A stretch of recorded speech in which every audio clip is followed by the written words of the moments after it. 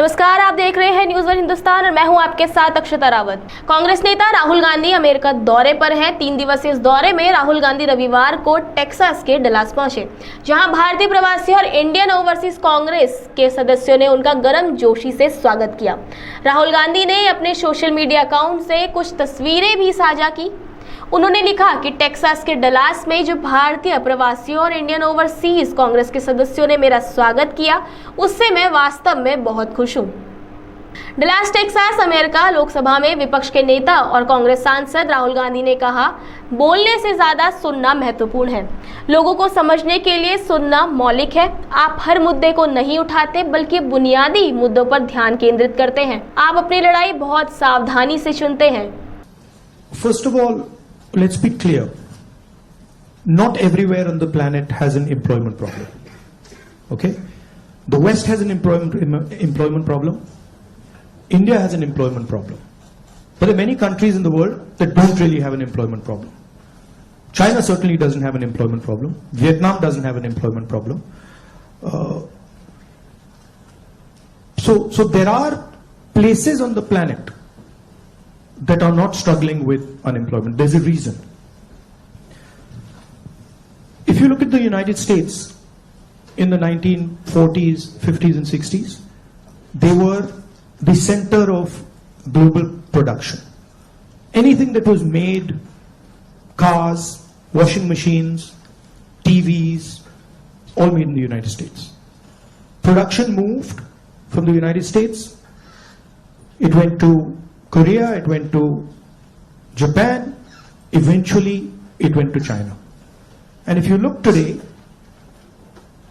China is dominating global production. You go to India, you look at the phones, you look at the furniture, you look at clothes, you'll see on the back, made in China. It's a fact, right? So what has happened? The West, America, Europe, India has given up on the idea of production and they've handed it to China. The act of production creates jobs. What we do, what the Americans do, what the West does, is we organize consumption. Okay? Uber is organizing consumption. Okay? Foxconn is organizing production. Mahindra organizes production. Bajaj organizes production. These are the guys who create the jobs. And that is the problem. You're never going to employ India using IT, using consumption. It's not going to happen. So India has to think about the act of production and organizing production. And India has to, it's not acceptable that India simply says, okay, manufacturing, what you call manufacturing or production is going to be the preserve of the Chinese, it's going to be the preserve of the Vietnamese, it's going to be the preserve of the Bangladeshis, right? Bangladesh completely outcompetes us in textiles. Regardless of the problems they're facing right now, they wiped us off. They wiped us clean in textiles. Right? So we have to reimagine how to produce in a democratic environment. Until we do that, we will face high levels of unemployment. And frankly, it's not sustainable. So you're going to see that if we carry on down this path of forgetting about manufacturing, you're going to see massive social problems coming in India and in the United States and in Europe, right? The polarization of our politics is because of this. Rahul Gandhi ने कहा, पश्चिम में रोजगार की समस्या है, भारत में रोजगार की समस्या है, लेकिन दुनिया के कई देशों में रोजगार की समस्या नहीं है। चीन में निश्चित रूप से रोजगार की समस्या नहीं है, वियतनाम में रोजगार की समस्या नहीं है। इसलिए दुनिया में ऐसे कई स्थान हैं जो बेरोजगारी से नहीं जूझ रहे हैं। उत्पादन का कार्य रोजगार पैदा करता है। हम जो करते हैं, अमेरिकी जो करते हैं, पश्चिम जो करता है, वो है उपभोग को व्यवस्थित करता है। भारत को उत्पादन और व्यवस्थित करने के कार्य के बारे में सोचना होगा। उत्पादन यह स्वीकार्य नहीं है कि भारत बस ये कहे कि ठीक है, विनिर्माण, जिसे आप विनिर्माण या उत्पादन कहते हैं, वह चीनियों के लिए आरक्षित होने जा रहा है। Every time you get a new technology, the argument is made that it's going to take jobs away, right? When computers first came, it's going to take jobs away. When calculators first came, it's going to take jobs away. ATMs came, it's going to take jobs away. Okay, this is a fact. Now, what happens is, it does take jobs away from some people and then transfers them to other people, right? So, I'm not of the view that jobs will vanish, but different type of jobs will be created and different types of systems will benefit more or less, right? I think, for example, the IT industry in India is going to have a real big serious problem because of AI. But I don't really think a Bajaj making scooters is going to have such a big problem, right? So it's going to hit different people differently. It's going to take away some jobs, it's going to add some jobs. And if you're positioned properly, it's an opportunity. And if you're positioned badly, you're in trouble. I mean, I remember Mr. Vajpayee gave a speech that Indians don't need computers, right? And somebody else gave a speech that Indians don't need English. Computers created millions of jobs in India. It's a fact. So it depends. It depends how flexible you are and how well you're looking at the future. Rahul Gandhi ने कहा, भारत जोड़ो यात्रा ने मेरे काम के बारे में सोचने के तरीकों को मौलिक रूप से बदल दिया है। हम सभी के लिए सबसे शक्तिशाली चीज जो स्वाभाविक रूप से हुई है, जिसकी हमने योजना भी नहीं बनाई थी, वह थी राजनीति में प्रेम के विचार का परिचय। यह अजीब है क्योंकि अगर आप ज्यादातर देशों में राजनीतिक चर्चा को देखें तो आपको प्रेम शब्द कभी नहीं मिलेगा। यह उस संदर्भ में मौजूद ही नहीं है।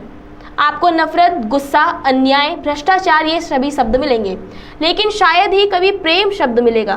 भारत जोड़ो यात्रा ने वास्तव में उस विचार को भारतीय राजनीतिक व्यवस्था में पेश किया और मैं इस बात से चकित हूं कि यह विचार कितनी अच्छी तरह से काम कर रहा है।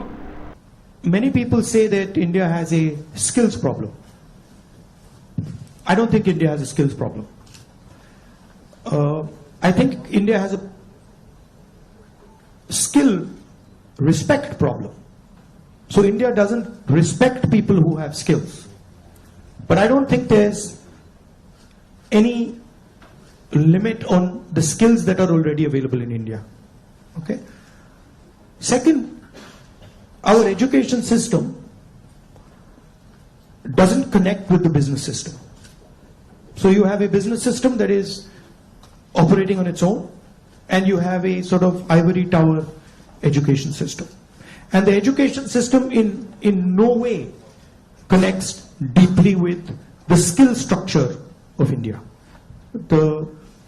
So I think bridging that gap,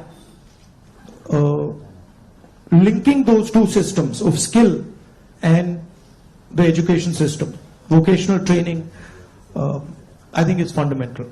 I think currently huge problem in the education system is the ideological capture. So, you know, feeding ideology through the education system.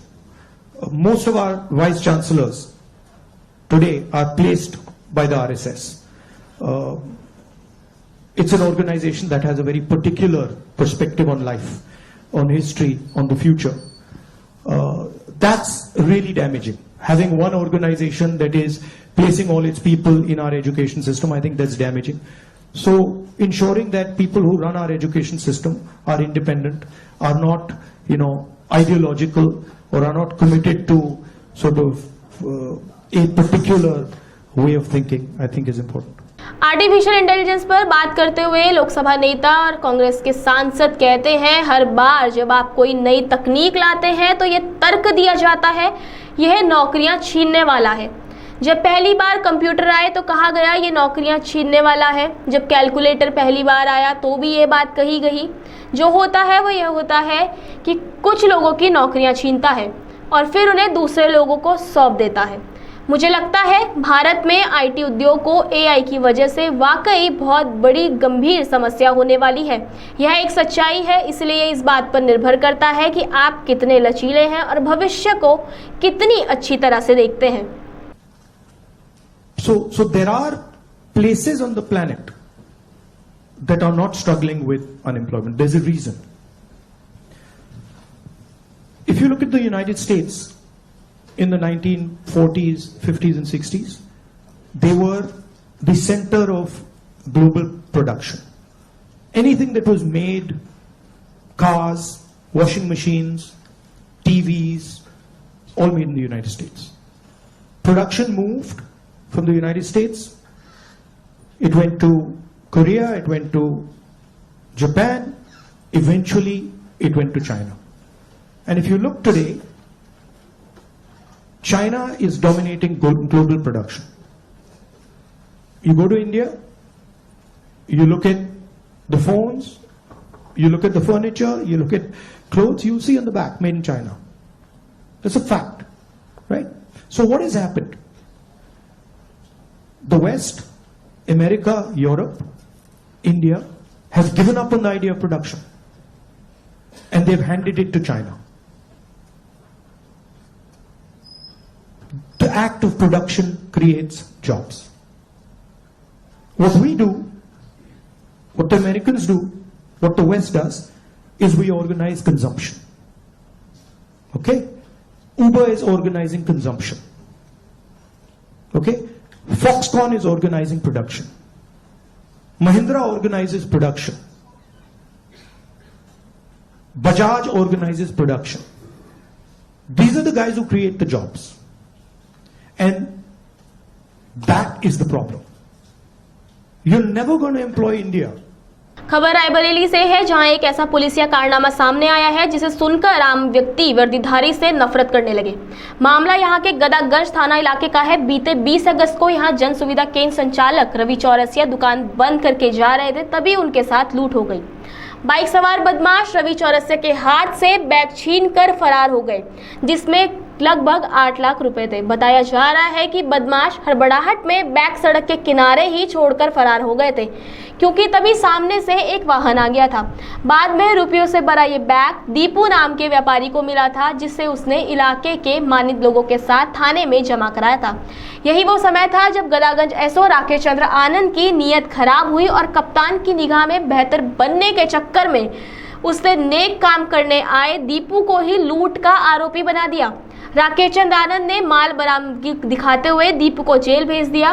Deepu की इस गिरफ्तारी से व्यापारियों में उबाल आ गया और कई दिन के धरना प्रदर्शन के बाद कप्तान ने पूरे मामले की विवेचना डलमाऊ एसओ पवन सोनकर को सौंप दी थी। पवन सोनकर ने मामले की विवेचना के बाद कोर्ट में दी गई रिपोर्ट में बताया कि दीपू ने अच्छे नागरिक का फर्ज अदा करते हुए नेक नियत से सड़क के किनारे पड़े रुपयों वाले बैग को थाने में जमा कराया था, जहां एसओ राकेश चंद्र आनंद ने फर्जी गुडवर्क करते हुए उसे गिरफ्तार कर लूट के आरोप में 26 अगस्त को जेल भेज दिया। शनिवार को 12 दिन बाद कोर्ट ने विवेचना के आधार पर दीपू को रिहा कर दिया है। हालांकि इन 12 दिनों में दीपू और उसके परिवार ने जिस मेंटल ट्रॉमा को सहा है, उसकी भरपाई कैसे होगी, इसका जवाब देने के लिए पुलिस का कोई भी अधिकारी सामने नहीं आया। और हम अपने जो हमारे क्षेत्र की जनता है और हमारे जितने व्यापारी भाई हैं और हमारे व्यापार मंडल के जो पदाधिकारी हैं, उनका मैं तहे दिल से धन्यवाद करूंगा कि आपने न्याय की लड़ाई लड़ी और बासम्मान उस निर्दोष व्यक्ति को जेल से बाहर लाया। इसके लिए बहुत बहुत धन्यवाद।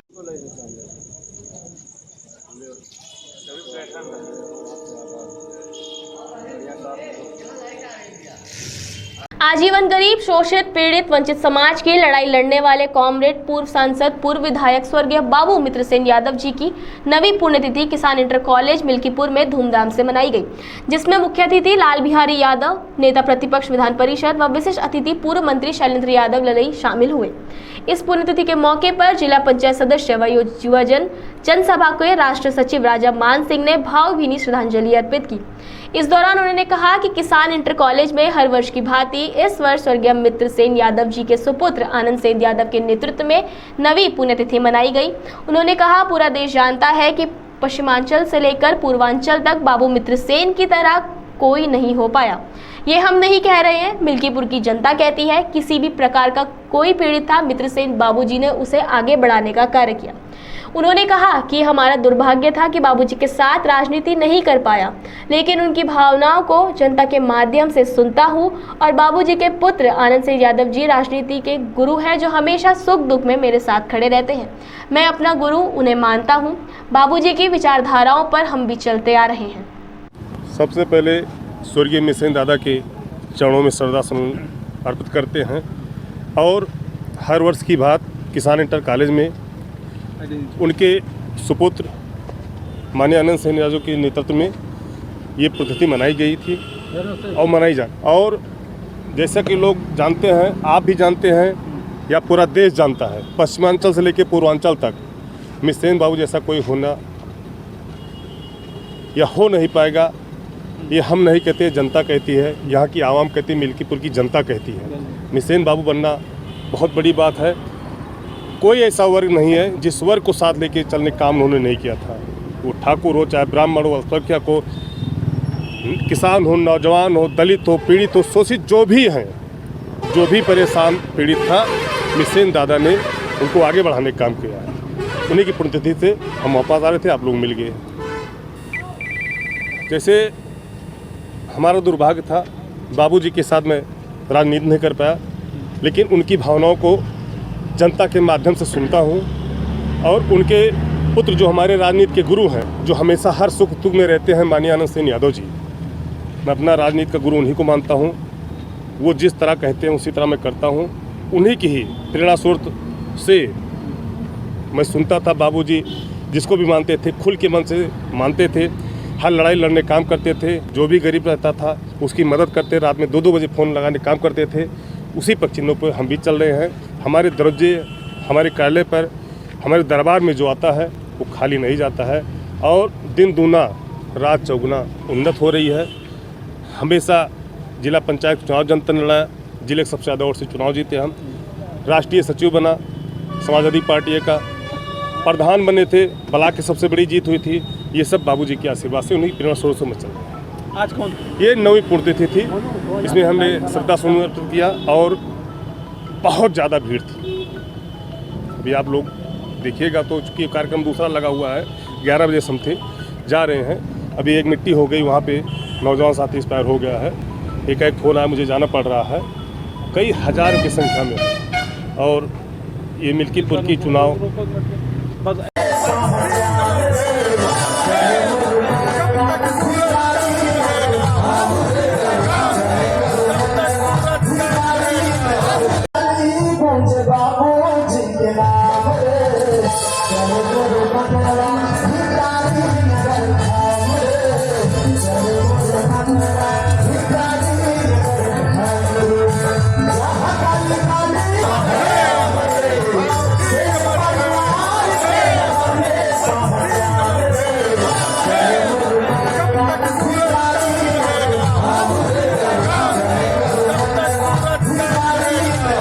अब खबर अयोध्या से है। नाबालिग बालिका से मुस्लिम युवक द्वारा दुष्कर्म करने का मामला, सपा सांसद से परिजनों द्वारा मुलाकात से इनकार करने का मामला सामने आया है। नेता प्रतिपक्ष विधान परिषद लाल बिहारी यादव ने कहा कि हम सब उनसे मिलने गए थे। हम सभी ने ये कहा है कि जो भी दोषी होगा उसको सजा मिलनी चाहिए।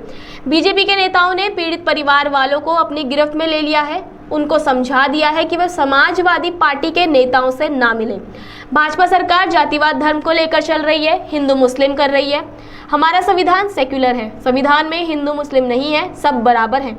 सुल्तानपुर में एनकाउंटर करने वाले डीएसपी डी.के. शाही पर भी उठाए सवाल। कहा सरकार डी.के. शाही का सम्मान कर रही है, उनकी पत्नी को महिला आयोग का सदस्य बनाया जा रहा है, ये कहा तक उचित है। डीएनए रिपोर्ट पर भी लाल बिहारी यादव ने उठाया सवाल। कहा कन्नौज मामले में डीएनए रिपोर्ट आ गई है क्योंकि वह डीएनए रिपोर्ट मैच कर गई थी, लेकिन मदरसा मामले में मोहित खान की डीएनए रिपोर्ट अभी तक सामने नहीं आई है, जबकि वह सबसे पहले की गई थी। इसका मतलब साफ है, मोहित खान का डीएनए मैच नहीं हुआ है, इसलिए रिपोर्ट प्रकाशित नहीं की जा रही है। मॉडर्न होने के बाद, बिना गार्जियन के पोस्टमार्टम होने के बाद तब आके बताते हैं कि तुम्हारा बेटा पोस्टमार्टम हाउस में है, जाके ले आओ। ये स्थिति है इनकी। और जब और कहते हैं कि यह जो है सुल्तानपुर में जो ज्वेलर्स था उसका ये सोना लूटने में था, तो तुम पकड़ करके ले गए और 3 लोगों को और पकड़े जिनको जो है पैर में गोली मारे, तो 4 लोगों को पकड़े तो सोना कहाँ गया? वो सोना तो पकड़ना चाहिए। जब 4 लोग आरोपी तुम्हारे हिसाब जो थे उनको तो तुम वही आरोपी हैं तुम्हारे समझ से, तो वह सोना कहाँ रखा गया, उसकी निशानदेही पर वो बेचे हों तो उस दुकानदार के यहाँ अपने घर में रखे हों तो उसकी तलाशी करके ले आना चाहिए। जो लूटा, जिसके पास सोना है, उसको तो अदालत में जो है हाजिर करा दिए। और जो निरीह लोग थे, जानते हैं इस लड़के के ऊपर 379 की छोटी छोटी चोरी की धाराएं 2022 में लगाई गई। 2022 के में ही इसके खिलाफ गैंगस्टर लगा दिया गया। 379 के बाद गैंगस्टर लगता है और इसके बाद गुंडा एक्ट लगा करके इन लोगों ने धारा का क्रम बढ़ा करके और हत्या करने के बाद तब इन लोगों ने 1 लाख का इनामी घोषित किया। हत्या के पहले नहीं, बैक डेट में। ये क्या चाहते हैं? ये सरकार क्या चाहती है भाई? यह तो किसी की बपौती है नहीं सरकार। आज आपकी सरकार है, कल दूसरे की होगी, परसों तीसरे की होगी। ये तो हमेशा होता चला आ रहा। और ये भारत धरती बहुत आसान नहीं है। इस भारत धरती पर बहुत लोगों ने राज किया। ये उत्तर प्रदेश और भारत में उन लोगों ने राज किया जिसका सूरज नहीं डूबता था और उसको भी छोड़ करके इस धरती को जाना पड़ा। तो भाजपा के लोग झूठे घमंड में हैं कि हम बहुत दिन तक शासन करेंगे, इसी तरह हम लोगों को परेशान करते रहेंगे। आप बताइए, जो है इनका पार्लियामेंट का चुनाव क्या बता रहा? इनकी सारी ताकत लगी थी न पार्लियामेंट का चुनाव। इनका बता रहा है ना कि तुम जो है 27 में नहीं रहोगे। और मिल्कीपुर की चुनाव की बात आप लोग कर रहे हैं। अरे जनता तो खुद है तैयार है, कार्यकर्ता से ज़्यादा जनता तैयार। अयोध्या जनपद में बढ़ती जा रही रेप की वारदात। थाना बाबा बाजार क्षेत्र में युवक ने युवती के साथ किया दुष्कर्म, मुकदमा हुआ दर्ज। रेप पीड़िता का मेडिकल कराने को लेकर महिला कांस्टेबल ने पीड़िता से मांगे 1000 रुपए। पैसा मांगने का ऑडियो सोशल मीडिया पर वायरल। रेप पीड़िता के बीमार पिता से महिला कांस्टेबल ने की थी पैसे की मांग। वायरल ऑडियो क्लिप में महिला कांस्टेबल ने रेप पीड़िता और उसके पिता से कहा, वकील को देने के लिए पैसे हैं, पुलिस के लिए नहीं। पैसे नहीं है तो मुकदमा क्यों लिखवाया? सीओ रुदौली आशीष निगम ने बताया, पीड़िता का मेडिकल हो गया है। वायरल ऑडियो क्लिप की जांच की जा रही है। देखिए ये रिपोर्ट। भैया ये पैसा सब मांग रही हैं, बोल रही हैं कि आपको नहीं पता था कि मुकदमा करवा रही हूँ तो पैसा लगेगा। और शिवानी जो महिला हैं कह रही हैं वहाँ पे जिला पर्चा मंगवा लो 1000 रुपया, और कोई हो तुम्हारे आने वाला। तो हम कह हमारे पास क्यों है नहीं आने वाला।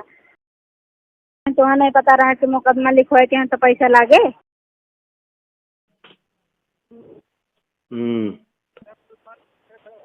जो पैसा मांग रहे थे।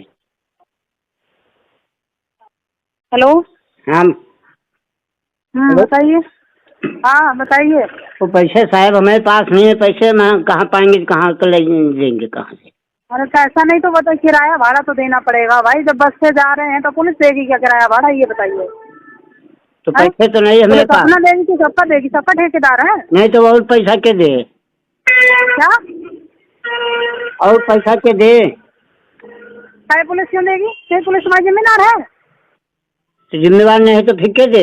तुम लोग दियो खर्चा को। मुकदमा क्यों लिखाया? नहीं, मुकदमा क्यों लिखाया? अभी तारीख को जाओगे पुलिस पैसा देगी? वकील को पैसा दोगे, हाँ पुलिस देगी पैसा। तो मेरे पास तो पैसा नहीं है, लेके जाओ पैसा खर्चा करो ना। हाँ अभी थाने तुमको बताते हैं पैसा है कि नहीं है, अभी बताएंगे। मुकदमा लिखाने के लिए पैसा है। हमारा मुकदमा दर्ज हुआ है। आज डॉक्टरी के लिए गई थी और वहाँ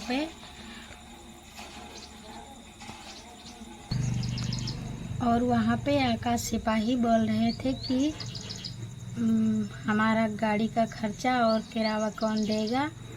तो मुझे धमकी दे रहे थे, गाली दे के बोल रहे हैं कि ये सब काम करने में मतलब मज़ा तो बहुत आया होगा और आपको पहले नहीं पता था कि पैसा खर्चा होगा।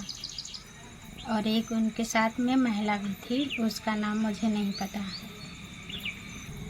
और मुझे उन्होंने गंदी गंदी गाली दे के बोल रहे हैं कि जो तुम्हारे पास पैसा नहीं था तो तुमने मुकदमा क्यों लिखाया। और हमारे पापा जो हैं सांस के मरीज हैं, उनको कहीं इधर ले जा रहे हैं, कहीं उधर ले जा रहे हैं, बार बार दौड़ाते हैं, परेशान कर रहे हैं। बोल रहे हैं कि आकाश सिपाही ने जो मुझे परेशान कर दिए हैं, कल से हमारे परिवार को, हमारे मन में दिमाग में यही आ रहा है कि मैं या तो फांसी लगा लूं या तो जहर खा के मर जाऊं। हमारा कहीं सुनवाई नहीं हो रही है, ताकि हमारा परिवार सुखी तो रहेगा मर जाने के बाद में। गौरवपाल, आकाश सिपाही, दिवाकर कल से मुझे परेशान कर दिए हैं। कहीं कहाँ ले जा रहे हैं, कहीं कहाँ ले जा रहे हैं। अस्पताल लेके गए और पूरी रात कल अस्पताल में थी और आज भी वही हाल कर रखे हैं। इन्होंने मुझे दौड़ा दौड़ा के परेशान कर दिए हैं। अब मैं जीना नहीं चाहती हूँ। आगे की खबरों के लिए आप बने रहिए न्यूज़ वन हिंदुस्तान के साथ। तब तक के लिए नमस्कार। आप देख रहे हैं न्यूज़ वन हिंदुस्तान।